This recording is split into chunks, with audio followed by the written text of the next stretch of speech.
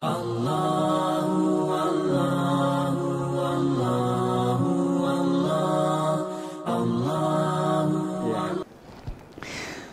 jamaah taklim yang dimuliakan Allah Subhanahu wa taala, saya akan mengangkat sebuah ayat Allah Subhanahu wa taala. Mudah-mudahan ayat ini menjadi sebuah landasan kita dalam beraktivitas, dalam melaksanakan perintah-perintah Allah Subhanahu wa taala. Surah ini adalah surah As-Saff, surah 61, diturunkan di Mekah, kemudian 14 ayat. Di dalam surah ini 19 kalimat lafzul jalalah, 19 kalimat Allah. Duanya itu ada huwa, di situ adalah indikasi atau karina yang disebutkan oleh Allah, kata-kata huwa. 3 kata-kata huwa di situ. 17 disandarkan kalimat lafzul jalalah Allah. Kemudian yang keduanya adalah Allah memakai kata huwa. 17 memakai kata-kata Allah. Dan bisa dicek nanti. Di situ 17 memakai kata-kata Allah dan sandarannya 2 adalah kata-kata huwa. Dan dalam surah ini 3 kata-kata huwa. Cuma 2 yang dipakai di situ. Baik sidang jamaah taklim yang dimuliakan Allah Subhanahu wa taala. Ayat ini atau surah ini terdapat dalam juz ke-28. Surah ini Menteri Agama atau Kementerian Agama memberikan sebuah stressing bahwa ayat ini sebagai sebuah indikasi, sebagai sebuah jalur, sebagai sebuah jalan untuk menuju pada kemenangan. Dia sebagai jalan untuk menuju sebuah kemenangan.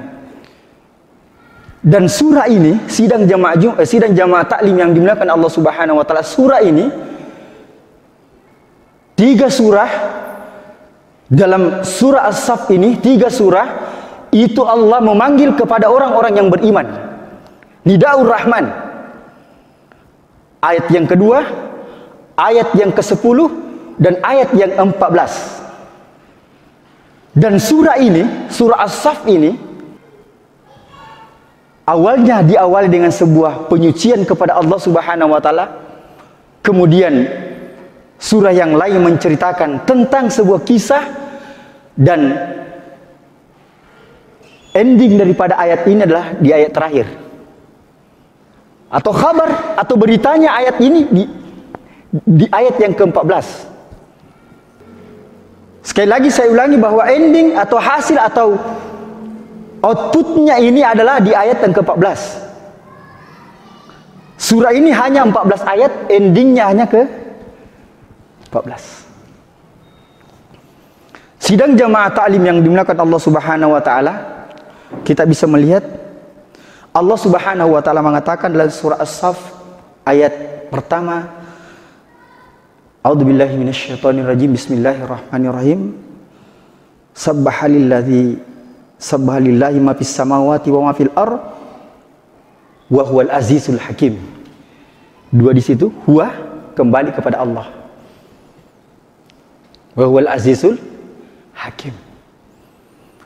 Ayat ini menjadi sebuah sandaran, menjadi sebuah ikatan bagi diri kita bahwa Allah Subhanahu wa taala mengawali dengan kata-kata penyucian, membersihkan, menyandarkan dengan sebuah kebaikan kepada Allah Subhanahu wa taala.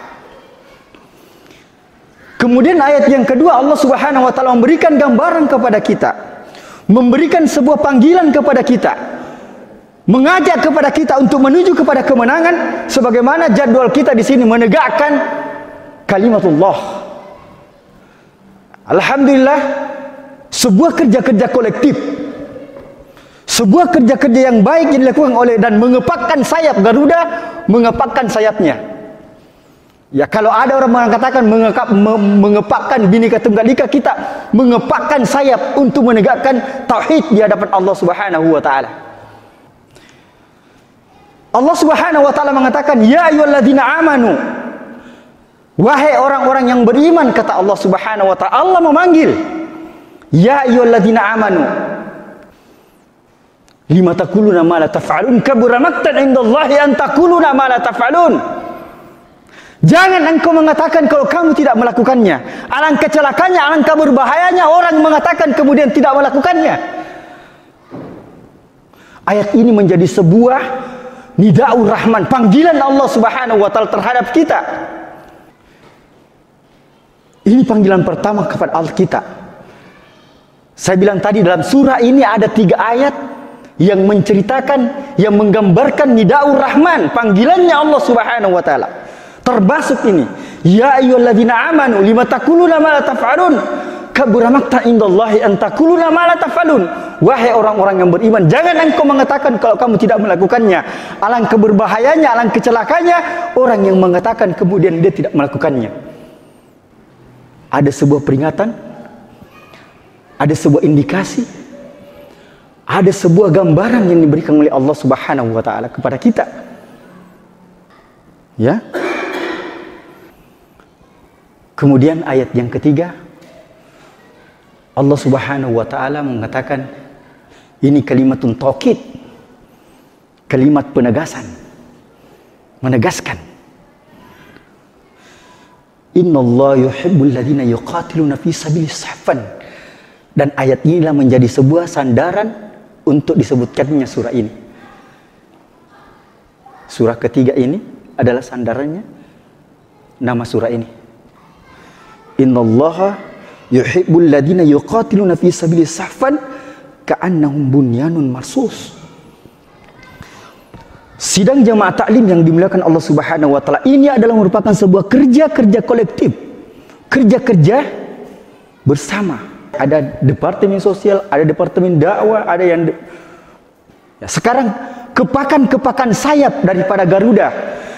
Maka kepakan-kepakan sayap ini instingnya burung merpati dengan burung Garuda itu beda. Cara melihat sebuah momen, cara menangkap sebuah mangsa, cara menangkap sebuah hal-hal yang positif, dan termasuk cara menangkapnya saya. Dan inilah sebuah hal yang positif, bahwasanya Garuda bisa instingnya berjalan. Wah, ada Sastridoni yang biasa didadak, instingnya berjalan. Wah, Ustaz Ridho itu suka didadak itu saja menelpon. Insting ini berjalan. Maka begitulah gambaran-gambaran kepakan-kepakan sayap sebuah. Kalau burung Garuda kita belum tahu yang mana itu burung Garuda, tapi burung elang lah, anggaplah seperti itu, karena kita belum tahu yang mana itu burung Garuda. Belum tahu kita bagaimana aslinya itu kan begitu. Kalau burung elang kita sudah tahu. Jadi itu sidang jamaah taklim yang dimuliakan Allah Subhanahu wa taala. Allah Subhanahu wa taala mengatakan, innallaha yuhibbul ladzina yuqatiluna fi sabilihi saffan ka'annahum bunyanun marsus. Itu ayat yang keempat. Selanjutnya sidang jamaah taklim yang dimuliakan Allah Subhanahu wa taala, ayat yang kelima menceritakan Allah Subhanahu wa taala mengatakan wa idz qala Musa liqaumihi ya qaumi, menceritakan tentang kisah Nabi Musa alaihissalam. Di antara kisah seorang umat yang jarang menegakkan kepalanya adalah kaumnya Nabi Musa. Jarang dia kasih kepalanya karena berpuluh-puluh tahun dijajah oleh Fir'aun. Kaumnya Nabi Musa itu jarang kasih begini kepalanya, begini terus, karena dia dijajah oleh Fir'aun. Kata Allah Subhanahu wa taala, wa idz qala Musa liqaumi ya qaumi lima tu'dzunani wa qad lamuna an inni rasulullah ilaikum falamma zagu azagallahu qulubuhum wallahu la yahdil qaumal fasiqin. Kata Allah Subhanahu wa taala. Ini adalah kisah. Kata Allah Subhanahu wa taala, dan ingatlah ketika Musa berkata kepada kaumnya, wahai kaumku, mengapa kamu menyakitiku padahal kamu sesungguhnya mengetahui bahwa sesungguhnya aku utusan Allah. Saya adalah seorang nabi, kata Nabi Musa, utusan Allah kepadamu. Maka ketika mereka berpaling dari kebenaran, Allah memalingkan hati mereka dan Allah tidak akan memberi petunjuk kepada kaumnya orang-orang yang fasik atau kaumnya Nabi Musa. Begitupun juga kisah yang kedua. Ini saya bilang tadi, di dalam surah ini ada kisah ada penegasan. Maka Allah Subhanahu wa taala mengatakan, wa idz qala Isa bin Maryam ya bani Israil inni rasulullah ilaikum musaddiqan lima baina yadayhi minat Taurah wa mubasysyiran bi rasulin ya'ti min ba'di ismuhu Ahmad. Falamma ja'umul bil bayyinati qalu hadza sihrun mubin. Dan ketika Nabi Isa putra Maryam, salah satunya kita sudah sering dengarkan ini, salah satunya seorang laki-laki diberikan ibnu atas nama landasan mamanya, Ibnu Maryam, putranya Maryam. Salah satunya manusia yang tidak punya bapak, Nabi Isa, disandarkan kepada Ibnu Maryam. Nabi Isa ini seorang laki-laki, tapi mamanya disandarkan kepada mereka, Ibnu Maryam. Bahwasanya dia mengatakan nanti ada orang Nabi namanya Ahmad, yaitu Muhammad SAW. Kemudian kita lompat dengan ayat ini, ayat yang lain sebagai sebuah ending. Allah Subhanahu wa taala mengatakan, ya ayyuhalladzina amanu, wahai orang-orang yang beriman, hal adullukum ala tijaratin tunjikum min adzabin alim, tu'minuna billahi wa rasulihi wa tujahiduna fi sabilillah bi amwalikum dzalikum khairul lakum in kuntum ta'lamun. Panggilan yang kedua kepada kita, Allah mengatakan, ya ayyuhalladzina amanu, hal adullukum ala tijaratin tunjikum min adzabin alim, tu'minuna billahi wa rasulihi wa tujahiduna fi sabilillah bi amwalikum wa anfusikum dzalikum khairul lakum in kuntum ta'lamun. Wahai orang-orang yang beriman, akan kutunjukkan sebuah perdagangan, sebuah barter, sebuah niaga, kata Allah Subhanahu wa taala, tidak akan merugikan kalian. Semua barter yang ada di dunia ini, semua usaha yang ada di dunia ini mesti mengalami sebuah rugi dan untung. Usaha apapun yang ada di dunia ini, sama dengan Allah Subhanahu wa taala mengatakan lan tabura, dia akan berdagang dengan Allah Subhanahu wa taala. Lan tabur, dia tidak basi dalam surah Al-Fatir. Sebuah perdagangan dengan Allah, sebuah barter dengan Allah tidak akan basi. Lan tabur, akan kutunjukkan. Tentunya kita membutuhkan sebuah insting yang baik. Instingnya mesti baik. Akan kutunjukkan sebuah usaha, sebuah bisnis, sebuah perdagangan tidak akan rugi. Tu'minuna billah, beriman kepada Allah Subhanahu wa taala, mengikatkan, mentauhidkan, mengesahkan Allah Subhanahu wa taala. Kunci keberhasilan dalam ayat ini adalah beriman kepada Allah Subhanahu wa taala. Semua adalah fata morgana, semua adalah hayalan. Makanya Allah Subhanahu wa taala dalam surah Al-Asr, wal asr innal insana lafi khusr illa alladziina amanu wa 'amilus shalihati wa tawassaw bil haqqi wa tawassaw bis sabr. Merugilah semua orang, rugilah semua orang. Kata Allah Subhanahu wa taala, wal asr innal insana lafi khusr illa alladziina amanu wa 'amilus shalihati, orang-orang yang beriman, wa 'amilus shalihat, orang-orang yang beramal soleh, wa tawassaw bil haqqi, dan orang menyampaikan kebenaran, wa tawassaw bis sabr. Itulah orang-orang yang tidak merugi, kata Allah Subhanahu wa taala, beriman kepada Allah Subhanahu wa taala. Dan salah satu kebaikan daripada orang beriman, keajaibannya orang beriman adalah mereka akan berangkat suatu tempat yang tidak pernah terlihat, tidak pernah terbetik dalam jiwanya. Dia akan berangkat, dia akan bertemu sebuah makhluk yang Allah Subhanahu wa taala siapkan kepada mereka. Dia akan bertemu makhluk yang Allah Subhanahu wa taala siapkan bagi orang-orang yang senantiasa melaksanakan ketaatan, ketundukan, dan melaksanakan perintah Allah Subhanahu wa taala. Orang beriman akan berangkat suatu tempat, akan bertemu makhluk yang namanya surga, dan orang tidak pernah bertemu di situ. Kalau ke Makassar, ke Jakarta, oke lah, biasa orang sering datang. Tapi akhirat belum ada, tidak pernah datang. Disitulah kecerdasannya orang beriman. Dia akan berangkat di satu tempat yang tidak pernah dia datangi, yaitu surga. Maka pertemuan ini, tatkala kita beriman kepada Allah Subhanahu wa taala, melaksanakan perintah-perintah Allah Subhanahu wa taala, melaksanakan aturan-aturan Allah Subhanahu wa taala, maka pertemuan ini kita akan dapatkan sebagaimana Jumat yang kemarin tadi yang kita lakukan. Baca surah Al-Kahfi ayat 118. Faman kana yarju liqa, barang siapa ingin bertemu dengan Allah, hendaklah dia beramal soleh dan beriman kepada Allah. Jangan mensyirikatkan Allah Subhanahu wa taala. Itu sidang jamaah taklim yang dimuliakan Allah Subhanahu wa taala. Beriman kepada Allah Subhanahu wa taala. Tatkala kita beriman kepada Allah Subhanahu wa taala, kita akan mendapatkan kebahagiaan yang tidak akan berujung, mendapatkan sebuah kesuksesan yang tidak akan berakhir, mendapatkan sebuah kemuliaan yang tidak akan bertepi. Itulah surga Allah Subhanahu wa taala. Namun sebaliknya sidang jamaah taklim yang dimuliakan Allah Subhanahu wa taala, tatkala kita bermaksiat, melanggar aturan Allah Subhanahu wa taala, meninggalkan perintah-perintah Allah Subhanahu wa taala, maka kita akan bertemu sebuah makhluk yang namanya neraka. Di situ ada penyiksaan yang tidak akan berujung, di situ ada kenistaan yang tidak akan berakhir, di situ ada sebuah kesengsaraan yang tidak akan berujung.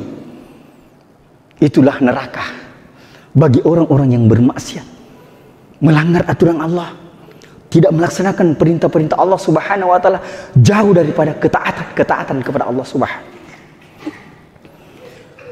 Maka ayat ini sidang jamaah taklim yang dimuliakan Allah Subhanahu wa taala, tu'minuna billah. Kemudian Allah Subhanahu wa taala mengatakan sebagai sebuah bentuk aplikasi implementasi dalam kehidupan kita, maka Allah mengatakan tu'minuna billahi wa rasulihi. Itulah implementasi yang mesti kita lakukan untuk melaksanakan sebuah perintah-perintah Allah Subhanahu wa taala. Maka Allah Subhanahu wa taala mengutus seorang nabi,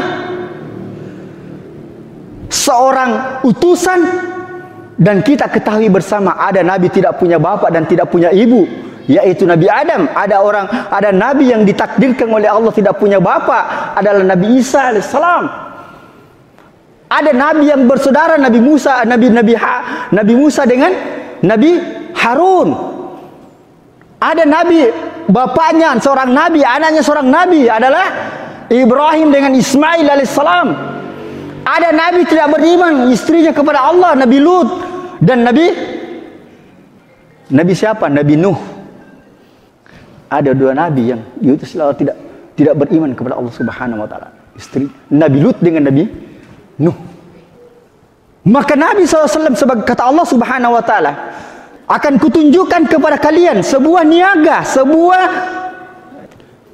coba lihat sidang jamaah taklim yang dimuliakan Allah Subhanahu wa taala, tu'minuna billah. Allah tidak hanya menggoyangkan kita punya pikiran, logika kita, rasionalitas kita, cara berpikir kita. Maka Allah Subhanahu wa taala menakdirkan seorang nabi untuk dijadikan sebagai contoh dalam aktivitas kita, dalam melaksanakan perintah-perintah Allah Subhanahu wa taala. Coba bayangkan, dia tidak hanya mengatakan beriman kau, tapi Allah menakdirkan seorang nabi untuk dicontohi. Dia tidak hanya mengatakan beriman kau, masuk ke surga, tapi ada tatanan-tatanan yang dilakukan. Makanya Nabi menakdirkan seorang rasul untuk dicontohi. Ya alhamdulillah di sini sudah mulai banyak melaksanakan sunnah-sunnah Nabi. Makanya Allah Subhanahu wa taala mengatakan, ya ayyuhalladzina amanu hal adullukum ala tijaratin tunjikum min adzabin alim. Akan kutunjukkan sebuah usaha Anda tidak rugi. Tu'minuna billah wa rasulihi, dan kemudian engkau beriman kepada Nabi. Matapakoh. Jadi Allah Subhanahu wa taala mengatakan tu'minuna billahi wa rasulihi, dan berimanlah Anda kepada Rasul. Kita beriman kepada Rasul Allah Subhanahu wa taala yang telah ditakdirkan. Wa tujahiduna fi sabilillah. Ya, ini kalau kata-kata fi sabilillah itu banyak orang fobia ya. Mamusuk simatukor. Langsung cara berpikirnya di situ. Cara berpikirnya orang langsung perang. Makanya bapak-bapak dan saudara-saudara yang dimuliakan Allah Subhanahu wa taala, mari kita membaca sebuah ayat itu dengan komprehensif, dengan mujmal, dengan kolektif, syamil mutakamil, dengan sempurna. Jangan sepotong-sepotong. Wah, anu kor pamusuk mana kor, pak janggu ya. Ini yang perlu kita ketahui. Walaupun memang kalau kita melihat daripada karena tafsiran itu multi tafsir itu banyak sekali orang menafsirkan sesuatu ya sebagaimana jumlah rambut yang ada di kepalanya. Begitulah tafsiran. Tafsiran itu sebagaimana jumlah rambut orang di kepala. Cara menafsirkan ya. Kalau memang Ibnu Taimiyah mengatakan yang dimaksud dengan fisabilillah adalah membunuh orang-orang kafir. Kalau begitu dia kembali ke situ. Ya, kalau penafsirannya Ibnu Taimiyah rahimahullah. Tapi begitu banyak tafsiran-tafsiran yang perlu kita jadikan sebagai sebuah landasan dalam beraktivitas. Makanya Allah Subhanahu wa taala mengatakan wa tujahiduna fisabilillah. Tentunya tahapan-tahapan fisabilillah itu banyak sekali. Banyak sekali. Kalau kita melihat bagaimana tahapan-tahapan fisabilillah itu banyak. Jalan ke sini ya, saya masih ingat itu waktu tinggal di sini, jalan ke Al-Ikhlas. Saya tinggal di sini dulu dekat kuburan. Ya di rumahnya Ustaz Syarif. Ya, itu fisabilillah naik sepeda walaupun diburu anjing. Diburu anjing, sering diburu anjing di situ dulu, di dekatnya kuburan di situ. Itulah fisabilillah yang istilahnya usaha-usaha kecil yang kita lakukan karena kita mau hidupkan masjid kita Al-Ikhlas dulu. Banyak sekali fisabilillah, wa tujahiduna fisabilillah, berjuang menegakkan. Kalau kita kembali ke ayat sebelumnya ini adalah liyuthirahu ala dini kullihi, ingin memenangkan sebuah keyakinan-keyakinan yang ada di muka bumi ini. Itu kuncinya. Jadi wa tujahiduna fisabilillah bi amwalikum. Coba bayangkan Allah Subhanahu wa taala tertib. Dia tertib menyebutkan di sini bi amwalikum. Dia tidak langsung mengatakan nyawamu. Coba bayangkan Pak. Allah Subhanahu wa taala dia tahu. Makanya pada zaman Rasulullah SAW ada seorang sahabat mata jihad. Kapan orang ini berperang? Isbir. Kemudian datang jihad, langsung dimatakan anakku Ustaz, istriku tidak ada tidak makan. Coba bayangkan sahabat waktu itu, ada sahabat, ya Rasulullah kapan orang ini sampai Abdullah bin Umar radhiyallahu anhum dan salah satu sahabat yang dalam sirah menyebutkan salah satu sahabat yang mukanya sama dengan Rasulullah SAW, Abdullah bin Umar. Sampai-sampai dia menjijik untuk pergi berjuang di jalan Allah Subhanahu wa taala. Karena umurnya belum cukup. Kemudian dia tidak sesuai dengan standar, kalau bahasanya TNI dengan Polri itu tidak 170. Abdullah bin Umar, seorang sahabat yang punya dan salah satu sahabat yang semua hal-hal yang walaupun tidak diperintahkan oleh Nabi dia mau ingin lakukan. Pernah satu saat Nabi singgah, dia juga singgah di tempat itu. Ini tidak diperintahkan tapi dia mau laksanakan. Itu Abdullah bin Umar. Salah satu sahabat yang mirip dengan Rasulullah adalah Abdullah bin Umar. Dan dalam buku sahabat itu kurang lebih 32 atau 31 itu kata-kata sahabat itu nama Abdullah.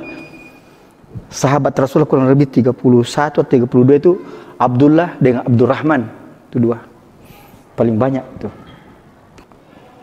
Baik, Allah Subhanahu wa taala mengatakan bi amwalikum, kemudian wa ampusikum, jiwa kalian. Setelah kita mengorbankannya, ada usaha-usaha, ya ada kegiatan-kegiatan dakwah, itu adalah merupakan jihad fisabilillah. Kemarin saya di Sidrap, Ustaz, ini masjid belum jadi ini, tidak ada juga uangku saya ini.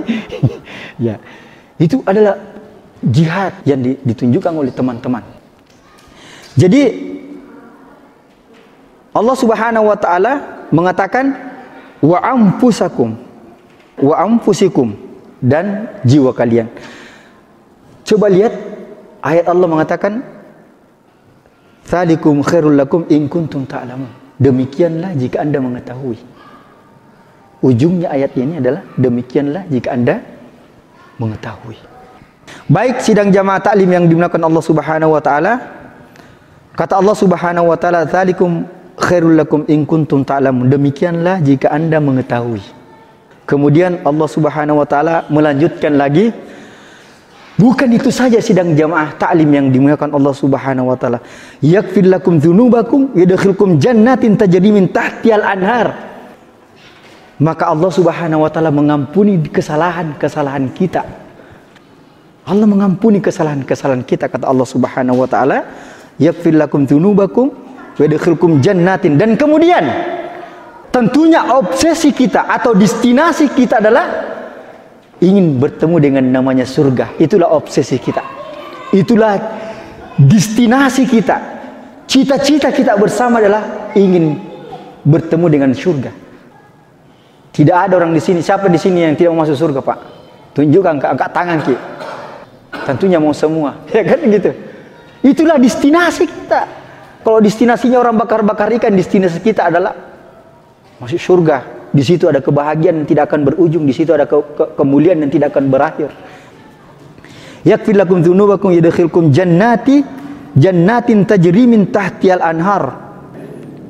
Dan di situ juga ada kata Allah Subhanahu wa taala. Di situ ada ayat yang ke-11. Allah akan memberikan surga-surga, di bawahnya ada sungai-sungai dan tempat-tempat tinggal. Di dalamnya surga Adan, itulah kemenangan yang agung. Kemudian Allah Subhanahu wa taala, wa ukhra tuhibbuna nasrum minallah wa fathun qarib wa basyiril mu'minin, kata Allah Subhanahu wa taala.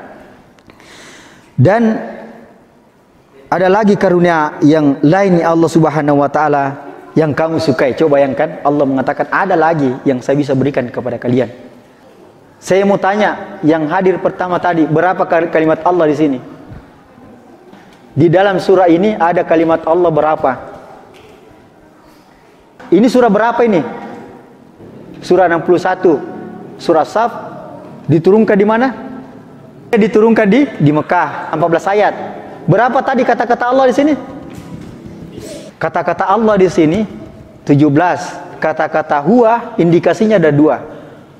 Jadi semua sandaran Allah di sini ada 19. 17 kata-kata lafzul jalalah Allah, huwa 2. Dan surah ini 3 kata-kata huwa. 3 kata-kata huwa.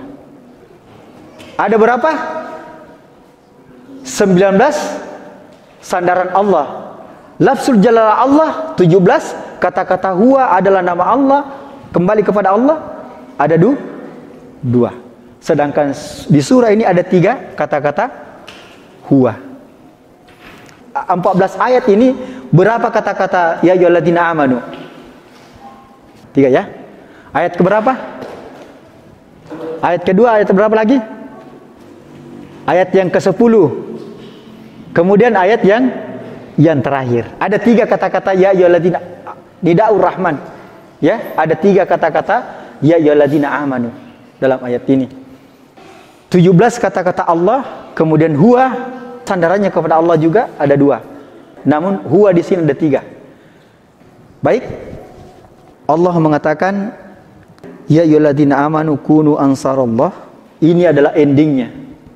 Kalau kamu ingin menang, tolong agama Allah. Kalau kamu menang, tolong agama Allah. Ini endingnya. Jadi saya bilang tadi endingnya ayat ini atau hasil ayat ini ayat yang ke-14. Jadi inilah barangkali bapak-bapak dan saudara-saudara yang dimuliakan Allah Subhanahu wa taala. Ya, jadi ini barangkali sebagai penutup, marilah kita menutup majelis ini dengan bersama-sama membaca doa kafaratul majelis.